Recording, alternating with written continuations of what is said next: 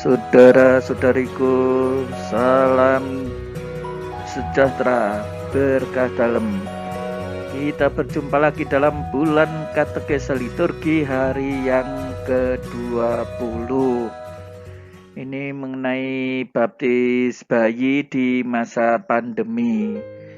Ya, banyak orang tua yang takut, ya, tetapi banyak juga yang berani membaptiskan. Seperti apa toh sebenarnya yang terjadi di paroki? Jangan kemana-mana, mari kita ikuti penjelasan berikut ini. Ya, jangan lupa ya dibantu untuk subscribe dan share dari Tuhanlah Pertolonganku channel. Nah, harus menyerahkan syarat-syarat administratif. Ya, dimulai dari ini, daftarkan melalui sekretariat paroki, lalu minta formulir di sana ya, nanti ditandatangani oleh ketua lingkungan ya, supaya nanti setelah itu ya hidup berlingkungan, begitulah. Nah, dokumen yang harus diserahkan apa saja? Nah, sesuai syarat administratif ya, paling lambat hari Jumat sebelum pembekalan pertama. Ya, hari Jumat sebelum pembekalan pertama. Nah, ini syarat-syaratnya yang harus diserahkan nih, formulir ketua lingkungan yang ditandatangani ketua lingkungan ya. Terus akta kelahiran anak ya, maksudnya supaya nanti penulisan nama itu tidak ada yang salah-salah. Ya, sehingga jangan sampai nanti ke depan timbul kesulitan hanya karena salah tulis. Ya, ini udah kuno lah seperti itu. Jangan terjadi. Akta nikah gereja orang tuanya. Nah, bagaimana kalau orang tua belum menikah gereja? Untuk kasus khusus, anak ada kemungkinan masih bisa dipermandikan ya. Tetapi untuk yang kasus khusus seperti itu, orang tua harus menghadap kepada romo paroki. Nanti ada penjelasan atau penyelesaian pastoralnya. Ini jadi akta nikah gereja ini kan untuk cek status pernikahan itu ya.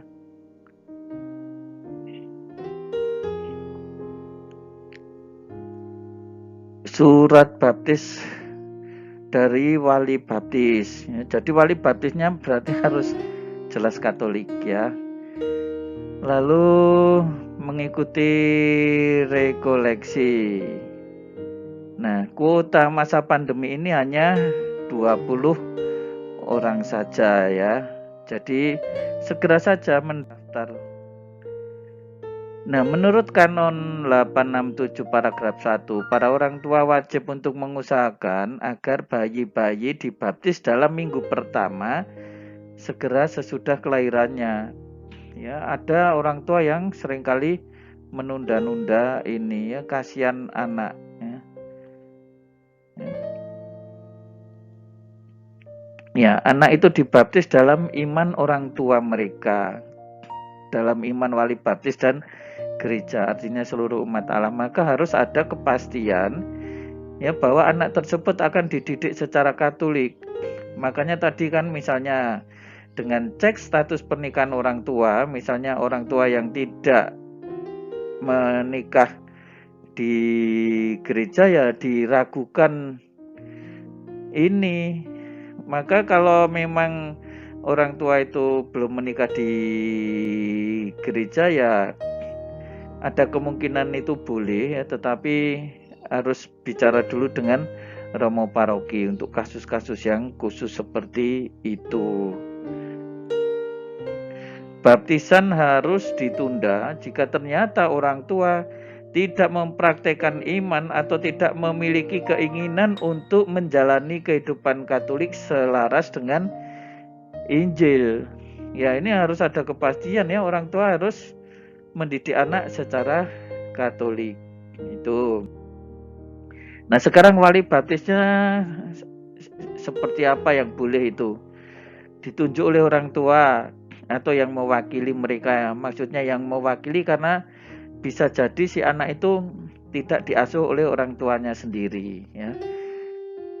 Wali baptis harus seorang Katolik yang menerima penguatan dan sakramen Ekaristi, ya, lagi pula hidup sesuai dengan iman dan tugas yang diterimanya. Ya, jadi wali baptis harus kekatolikannya itu jelas, ya, tidak terkena suatu hukum kanonik, ya, misalnya dia tidak boleh terima komuni untuk sementara karena tidak menikah di gereja, ya jangan jadi wali baptis dulu, ya.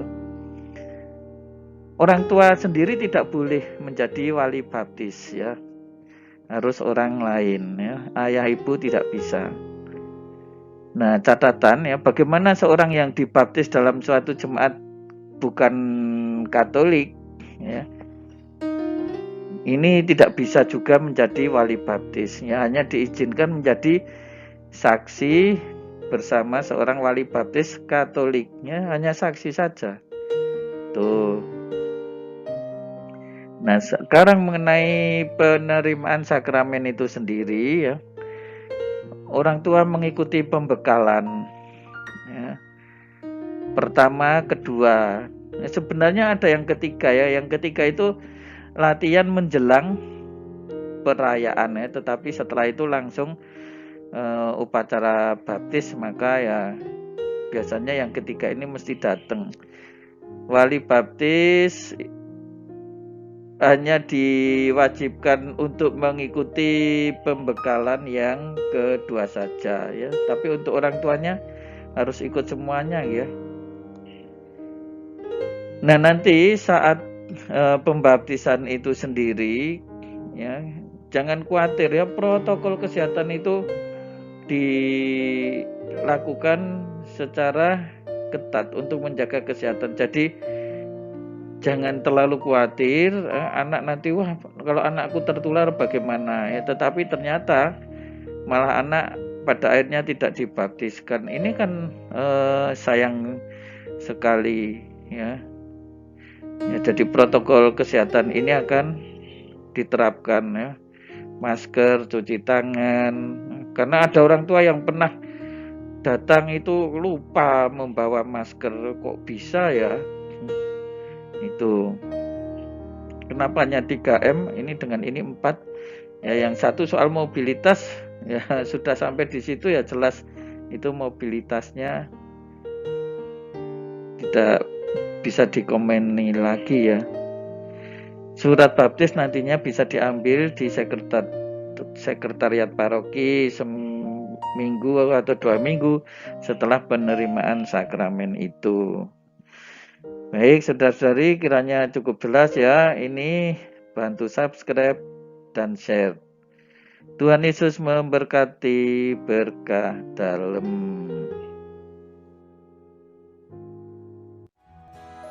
Saudara-saudari sekalian, pekerjaan saudara, aktivitas saudara, keluarga saudara dilindungi dan diberkati oleh Allah yang Maha Kuasa, Bapa dan Putera dan Roh Kudus.